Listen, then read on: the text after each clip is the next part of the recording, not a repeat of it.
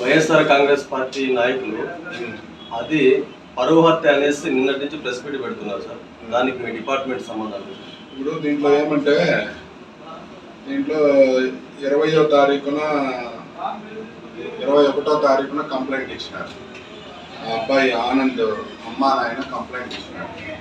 ఇది వచ్చేసి ఆమె వాళ్ళ కొడుకు ఆనంద్ డిగ్రీ వరకు చదువుకున్నట్టు, గ్రామంలో వ్యవసాయ పనులు చేసేది ఇష్టం లేకుండా అతను బెంగళూరుకు పోయినట్టు, బెంగళూరులో ఏదైనా ఉద్యోగాలు సంపాదించుకుంటామని పోయినట్టు, అది వీలు కాకపోవడంతో వచ్చేసి ఇక్కడ కళ్యాణదుర్గంలో రాజభూమిలో రోడ్డులోని పెట్రోల్ బంక్ వెనకాల పాయిజన్ తాగి ఆత్మహత్య ప్రయత్నం చేసినట్టు, ఇమీడియట్గా వాళ్ళు గవర్నమెంట్ హాస్పిటల్ తీసుకొని చేర్చినట్టు, సబ్సిక్వెంట్గా చనిపోయినట్లుగా వాళ్ళు కంప్లైంట్ ఇచ్చినారు.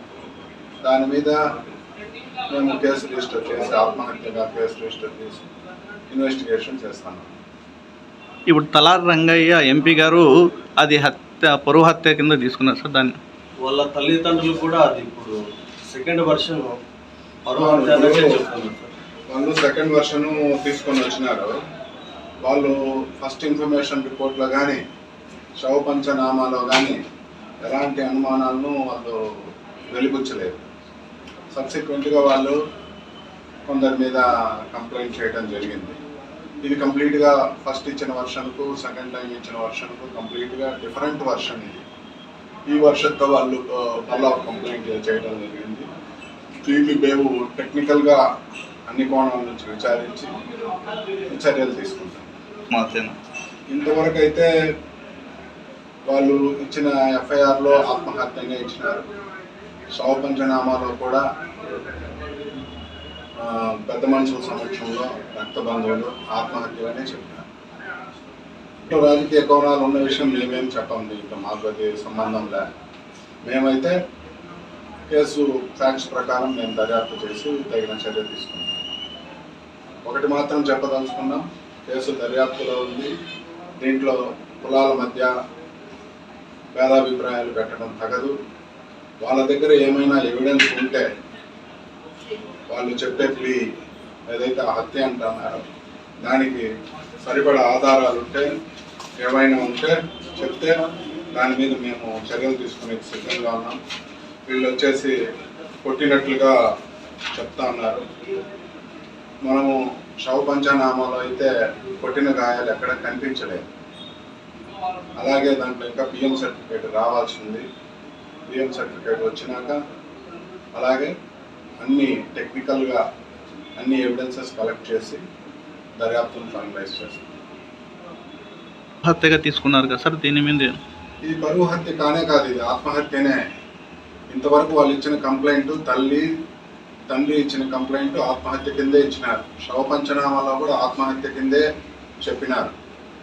శవ పంచనామాలో పంచాయతీదారుల సమక్షంలో కూడా అదే చెప్పినారు. సబ్సిక్వెంట్గా వాళ్ళు ఇప్పుడు వచ్చేసి వాళ్ళు కొన్ని అనుమానాలు వ్యక్తపరుస్తున్నారు. ఆ అనుమానాలను నివృత్తి చేసేందుకు మేము టెక్నికల్గా ఏమేమి చేయాలో చేస్తాం. అలాగే వీళ్ళు అది హత్యగా అనుమానిస్తున్నారు కాబట్టి వీళ్ళ దగ్గర ఏమైనా ఎవిడెన్స్ ఉంటే, కాంక్రీట్ ఎవిడెన్స్ ఉంటే మాకు ఇవ్వాలి. ఊరికే మాట్లాడటం తగదు. ఏమైనా ఎవిడెన్సెస్ ఉంటే, దానికి తగిన ఎవిడెన్సెస్ ఉంటే దాని మీద కూడా మేము దర్యాప్తు చేసేందుకు సిద్ధంగా ఉన్నాం. అబ్బాయి పేరు ఆనంద్. సామాజిక పరంగా కొన్ని సంఘాలు కూడా దీన్ని ఖండిస్తున్నాయి సార్. ఏమంటే వాళ్ళు కూడా ఇది పరువు హత్య అన్నట్టే చెప్తున్నారు. ఇప్పుడు హత్య అని చెప్పేందుకు ఇప్పటి వరకు మాకు ఎలాంటి ఆధారాలు లభించలేదు. కేసు దర్యాప్తులో ఉంది. ఇంకా ముందు కూడా టెక్నికల్గా దీన్ని విచారిస్తాము. టెక్నికల్ ఎవిడెన్సెస్ తీసుకొని ఏమైనా ఉంటే ఖచ్చితంగా చర్య తీసుకుంటాం.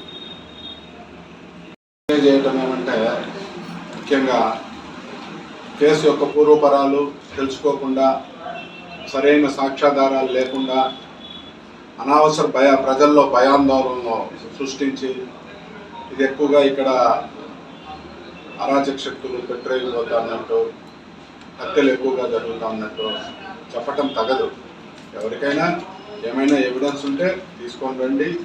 మేము చాలా పారదర్శకంగా ఉన్నాం, పారదర్శకంగా విచారిస్తాం, తగు చర్యలు తీసుకుంటాం.